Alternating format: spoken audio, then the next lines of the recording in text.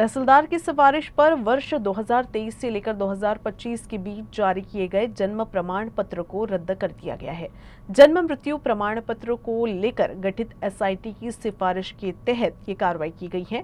अब ऐसे लोगों को फिर से जन्म प्रमाण पत्र दिए जाने की प्रक्रिया शुरू की गई है।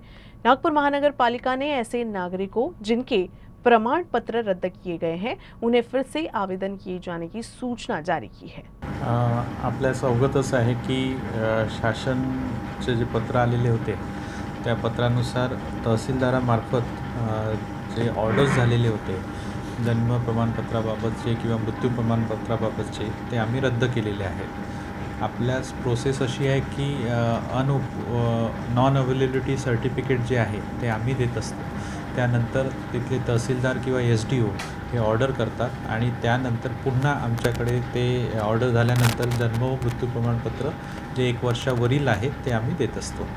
तर SIT स्थापन झाल्यानंतर जी प्रोसेस झालेली होती त्या अनुषंगाने आम्ही जेवढेही नॉन अवेलेबिलिटी सर्टिफिकेट आहे जे तहसीलदारामार्फत या पर्टिक्युलर अवधीमध्ये देण्यात आलेले होते ते रद्द करण्यात आलेले आहे आणि तसं आम्ही ज्यांचे प्रमाणपत्र त्यांच्यापर्यंत पोहोचलेले ज्यांचे प्रमाणपत्र आहे त्यांना पण लेखी कळवलेलं आहे।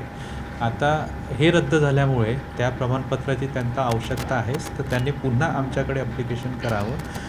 ॲप्लिकेशन्समध्ये जसं त्यांचं जन्म असेल तर हॉस्पिटलमध्ये झालेला जन्म असेल किंवा शाळेचा दाखला असेल किंवा आधार कार्ड असेल, हे सगळे डॉक्युमेंट्स त्यांनी लावणं अपेक्षित आहे।